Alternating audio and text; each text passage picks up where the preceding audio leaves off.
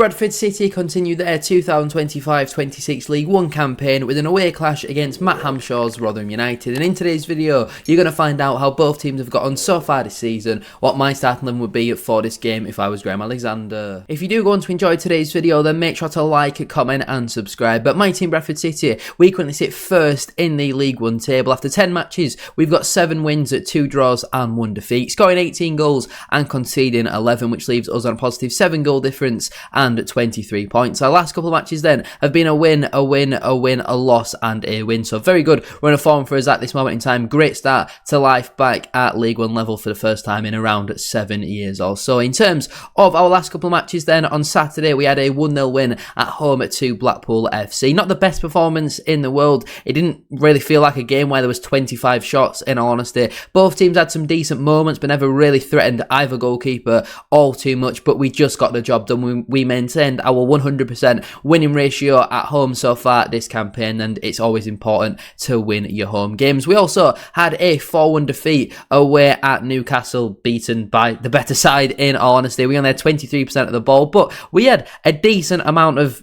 chances, to be fair. Obviously, the game was dominated by Newcastle. You look at the starting 11 that they played in that game, it was largely a bunch of first-string players. There's only 3 or 4 really that aren't in their first team, and then even on off the bench they're bringing off Trippier, Barnes, Livramento, Walter. There's not really much that you can do when you come up against that quality, but great to see Newcastle United fan Andy Cook on the score sheet for Bradford City. We also had a fantastic 3-1 win away at Cardiff City. They hadn't conceded a goal from open play, still haven't, apart from against Bradford City, to go away against what was at the time probably the title favourites and play them off the park. We were absolutely outstanding in that game. It could have probably finished about 7-3 to us, in all honesty, but it was a fantastic performance from us. We also had a 3-1 win at home to Huddersfield Town. Again, very similar to the Cardiff performance. Very, very good. 3-0 up by half-time. A brace from boyhood Bradford City fan Bobby Poynton as well. And again, we were comfortably the better side. Played them off the park, and another absolutely outstanding win for us. Unfortunately, the game before that was our 3-1 defeat away at Doncaster Rovers, which doesn't seem to be loading. There we go. Our 3-1 defeat away at Doncaster Rovers. We were awful in this game. Comfortably the worst performance of the season so far. The only game this season, I would say, in pretty much every competition apart from the match against Newcastle, where we were completely outplayed for the majority of the match. We were absolutely terrible. A number of individual mistakes really cost us in this game, but it seems to just be a one-off. We bounced back after that and gone on a very good run. Hopefully we can continue it in this one against the struggling Rotherham side. The Millers currently sit down in 21st position, occupying that final relegation spot at this moment in time. After 9 matches, they've got just 2 wins, 1 draw and 6 defeats so far this season, scoring only 7 goals and also conceding 13, which leaves them on a -6 goal difference and 7 points. Their last couple of matches then have been a loss, a win and a loss. So looking at those, it's pretty much the exact opposite of our last 5 matches. So in terms of Rotherham then, on Saturday they had a 2-1 defeat away at Mansfield Town. Obviously I do a League One review every week after every match that is played over on more SHD, and having watched the highlights from this game, it did seem pretty much like total domination from Mansfield. Jordan Hugill converting from the penalty spot, but obviously a well taken goal from Tyler Roberts, to be fair, opened up his body nicely, and Dom Dwyer converting from a set play where he's pretty much just completely unmarked. And again, you look at the stats in this game, it was totally dominated by Mansfield. Before that one, they had a 1-0 defeat at home to Stockport County. The Hatters so far this season have had a pretty inconsistent start to life at League One level, but they've gone away to Rotherham and completely dominated. To be a home side and only have 1 shot on target at home is very disappointing. So fair play to Stockport. They've not been great so far this season, but that was obviously a very important win for them. Before that game, Rotherham had a 2-1 defeat away at AFC Wimbledon. Again, they actually took the lead in this game through John Hugill. I think he's their top goal scorer so far this campaign. They only, again though, had 2 shots on target. Wimbledon though, they're a decent side in all honesty, and I do think they'll pick up a lot of points at home. I think they're currently sat inside that top 6, so it's not the worst result in the world for Rotherham, but they do seem to have a bit of a tendency of scoring the first goal and then going on and finding a way to lose the football match. Before that game then, they had a 1-0 win at home to Exeter City. Exeter have been garbage recently, but for the majority of this season, and as you can see here, despite dominating possession, Rotherham were clearly the much better side, but there's not been many games where Rotherham have won and deservedly won so far this campaign. There's not even been many games where they've lost and played well, in all honesty. They're not a great side, and I'm just hoping that they don't sack Matt Hamshaw before this game, and obviously then they might get the new manager bounce. And then their fifth most recent match was a 1-0 defeat away at Bolton, despite the home side having 10 men for the majority of the second half. The stats do look fairly even, apart from possession, really, in all honesty, but to not be able to score against 10 men, I know it's against Bolton, but you got to do better than have just 2 shots on target in the entire match. So that's how both teams got on over the last 5 matches or so. I'm feeling quite confident going into this one. Before we do go any further though with today's video, please make sure to drop a like on there for me and subscribe to the channel as well if you are new. Can we try and hit 150 likes on today's video? And don't forget to get your thoughts in down in the comment section down below. What is your starting 11 for this match? Would you make any changes from Saturday? And also let me know down below what is your score prediction. I'm back in Bradford City for a 2-0 win. Obviously this game is going to be played on Thursday. We're live, I think, on Sky at main event, so obviously that's why the preview is coming out today on a Tuesday. The upload schedule might be a little bit all over the place this week, but let's waste no further time and get into my starting 11 for this one. Now obviously over the last couple of weeks we've played Saturday, Wednesday, Saturday. We're now going to play on the Thursday. I know after the Thursday they're going to have about a 9-day rest or so, but I would make a couple of changes for this one. I think squad rotation is healthy. We've got a very good squad as well, and for certain matches you've got to play certain players as well, so I'll get into my explanations for everything in a moment, but I would certainly stick with the 3-4-2-1 formation. I think it's served us very well so far this campaign, and I would certainly stick with it. In goal, I would go with Sam Walker. Delighted for him to finally get his second league clean sheet of the season. Saturday was our first league clean sheet since game week 2. We've had a fair few games this season where we've conceded just the odd one goal, and we've probably deserved more clean sheets, in all honesty. We've not conceded that many goals, I wouldn't say, but we've certainly not kept enough clean sheets so far this season. So on Saturday it was very important, and Sam Walker didn't really have much to do. In terms of my back three then, I would make a couple of changes. At right centre back though, I would stick with Matt Pennington. I thought again on Saturday, very solid. He's just consistently a 7 out of 10 every single week. He did nearly score an own goal against his former side, but I thought again Pennington was pretty solid on Saturday. Obviously with Baldwin being out injured at this moment in time, I think Pennington certainly keeps his place in this side. In the middle, I would go with Neil Byrne. Obviously started against Newcastle, was on the bench on Saturday, but I think this is the type of game where you bring in Neil Byrne and you certainly play him in the middle of the back three. I know against Newcastle he played on the right and Pennington played in the middle, but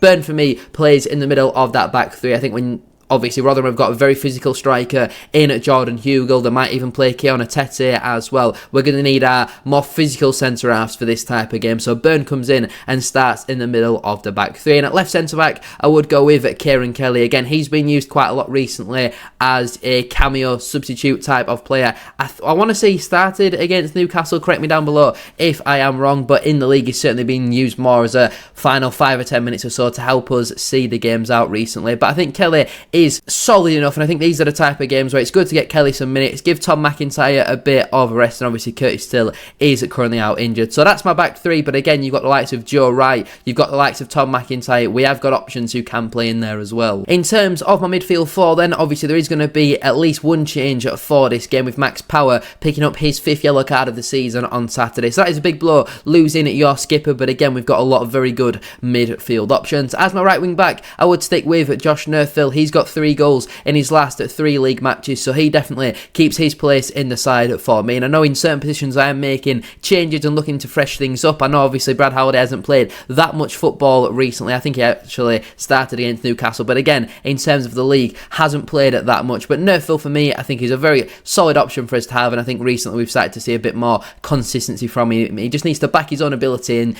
take the fullback on, because I thought in the first half against Newcastle he turned that down quite a lot, but pretty much every time he takes on a fullback he gets past him. He's very, very good player.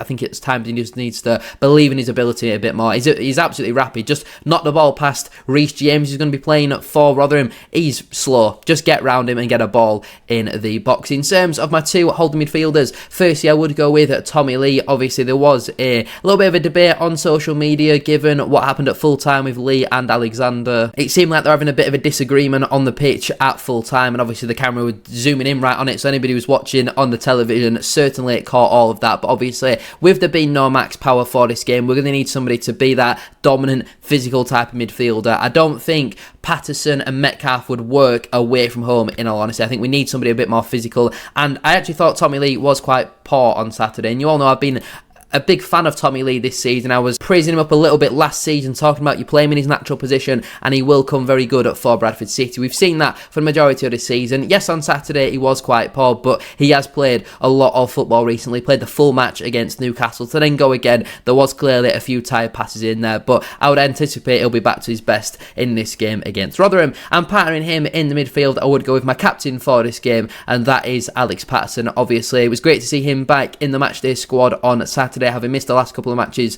through the concussion protocol, but Patterson just brings something to this squad that nobody else does. His ability to go from standing still to sprinting, he covers so much ground so quickly. He's absolutely rapid, and they've got some very good midfielders in there. I think that's certainly their strongest position on the pitch. The likes of Powell, I think Gore's a decent option as well. Patterson's press is going to be very important for us in this game, and obviously with there being no max power, he would be my captain. As my left wing back, I would go with Ibu Toure. I thought Tyreek Wright had a bit of an iffy game. The last couple of matches I think he's been outstanding, but on Saturday against Blackpool I don't think it was his best performance, in all honesty. And I think Toure, again away from home, you want to be very solid when we need to be physical against their physical strikers. I think it makes sense to have defenders who can defend first, but again, Tyreek Wright, based on his recent form, is certainly not a bad option to have off the bench. In terms of my front three then, firstly as my right attacking midfielder, I would go with George Lapsley. Again, I thought Anthony Sarsfield was probably about a 6 out of 10 on Saturday, very average, as a lot of them were, and, you know, maybe the game against Newcastle, I know he only came on at half-time, but maybe that did take a little bit out of him as well. And I think when you've got options,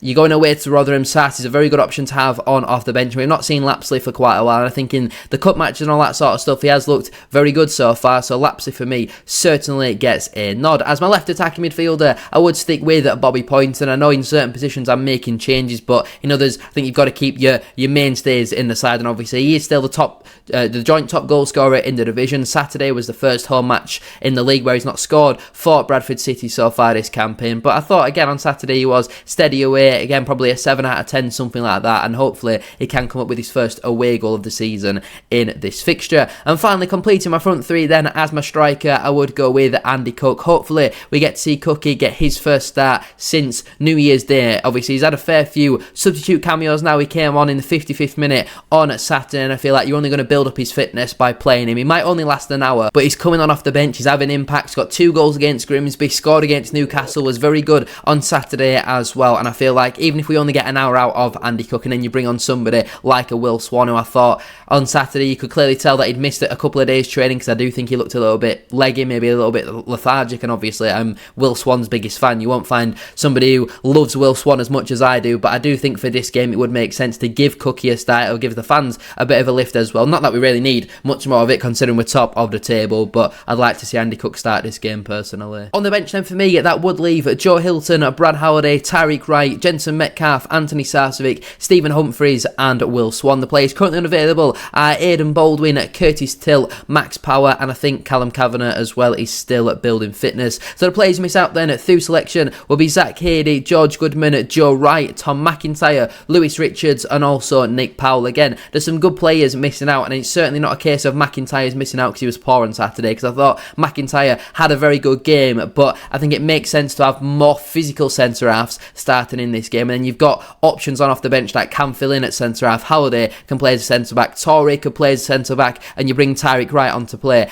as wing-back. When you only get 7 options, it does mean good players do miss out, which is a bit of a shame, because I thought McIntyre was very good on Saturday, but sometimes you've got to make those tough decisions. But anyway, I'm going to leave it there then for today's video. If you have enjoyed, please make sure to drop a like on there for me and subscribe to the channel as well. If you are new, can we try and hit, I think we said 150 likes at the start of today's video. Don't forget to get your thoughts in as well down in the comment section down below. Do you agree or disagree with my starting lineup for this game? What changes would you make? And also let me know down below your score predictions for this match. I'm back in the Bantams for a 2-0 away win. I'll go Bobby Poynton and Andy Cook to get the goals for Bradford City. Thank you all so much for watching. Have a great rest of your day. Apologies there was no Blackpool preview you as well. I did mention it in the community post and on social media, but unfortunately my computer just wasn't working over the last pretty much since the Newcastle game up until probably Sunday morning, but it's fixed now, I think, so hopefully the upload schedule will be back to normal. I'll see you all very soon though for another one.